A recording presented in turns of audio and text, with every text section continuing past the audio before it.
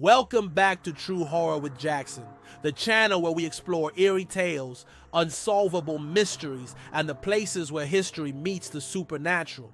Today, we're taking you inside walls that have sparked fear, fascination, and countless curiosities, the infamous Lizzie Borden House. A house where past tragedy meets chilling ghostly encounters and where the spirits never seem to rest. Get ready to dig into a story that defies time, as we uncover why some people believe the Borden family isn't completely gone, at least not in a way we understand.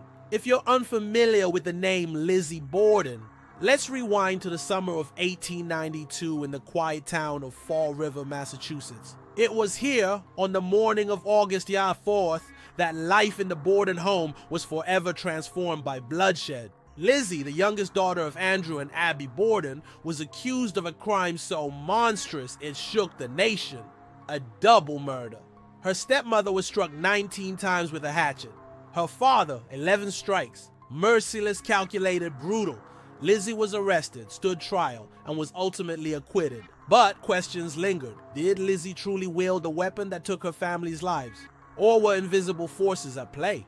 To this day, we don't have answers. What remains, however, is the house itself, a living relic of that dark day, with all its secrets sealed inside. Now, the Lizzie Borden House operates as both a museum and a bed and breakfast. You can walk through the very rooms where Andrew and Abby Borden spent their final moments, or you can spend the night if you're brave enough. Countless visitors have come here for over 100 years, drawn in by both curiosity and dread. And for those who enter, one thing is clear. It's not just memories trapped in these walls. It's something else entirely. Something alive, or perhaps undead. The reports of paranormal activity in this house are staggering. Upstairs, in what's known as Lizzie's bedroom, visitors often report hearing faint giggles echo from nowhere, as though a young girl were hiding just out of sight. Some claim it's Lizzie herself, trapped between guilt and innocence, forever replaying the turmoil of her youth. Then there's the infamous sitting room, where Andrew Borden's body was discovered on the couch. This spot is particularly unsettling. Visitors describe feeling nausea and intense pressure, almost like someone invisible is watching them, or worse, standing right behind them.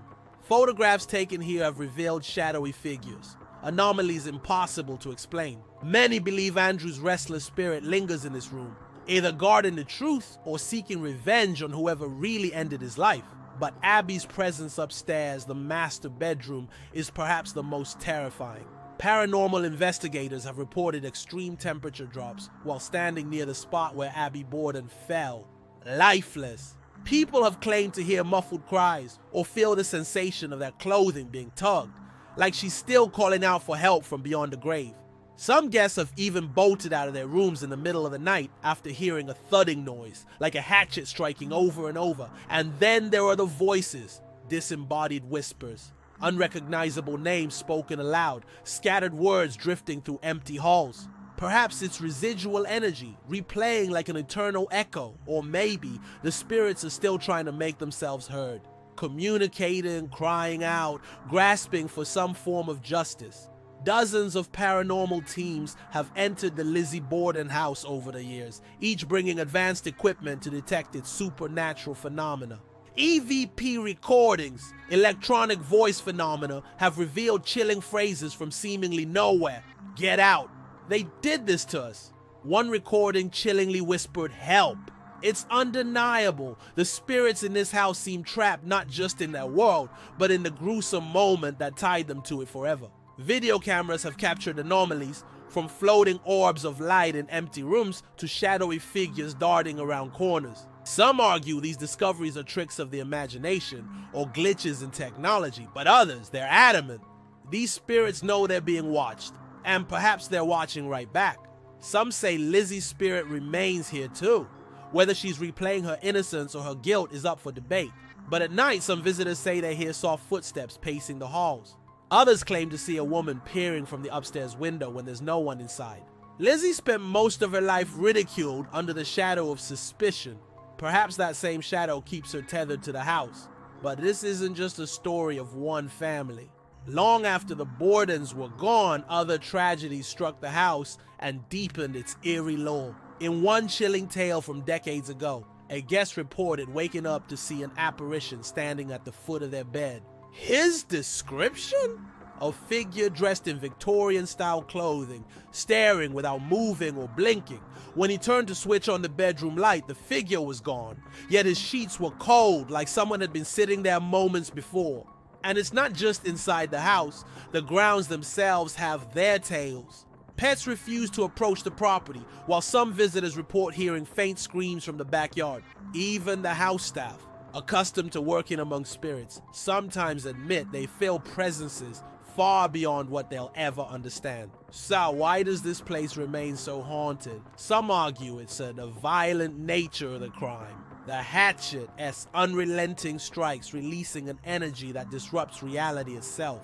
Others say it's because there was no true justice. Andrew and Abby were ripped away from life, but their killer may have walked free. Guilt, rage, revenge, none of these emotions fade easily, especially not in death. Of course, not everyone believes. Skeptics argue the stories are fabricated to attract thrill seekers and paranormal tourists from across the globe. After all, what better way to keep people coming back than ghostly encounters, right? They claim the house holds no spirits, just the echoes of fear that visitors project onto the creaking floors and dim light. But here's the thing. Whether you believe or not, those who step inside the Borden house almost always emerge changed. Whether it's a sense of unease, a cold chill, or even skepticism evolving into curiosity, the house seems to leave an imprint on everyone who enters. The real question is, what is the house showing us? History or something much darker? As we close out today's dive into the Lizzie Borden house, I have to ask, would you spend the night here? And better yet, would you dare to sleep in the murder room itself? Share your thoughts in the comments below and tell me what you think about the restless spirits of Fall River. Are they victims seeking justice or merely shadows left behind by tragedy? Or is all of this just our imaginations running wild? Thanks for tuning in to True Horror with Jackson. Don't forget to like, subscribe, and hit that notification bell so you never miss an episode. And remember, history is never truly gone. Sometimes it lingers. I'll see you next time, if you dare.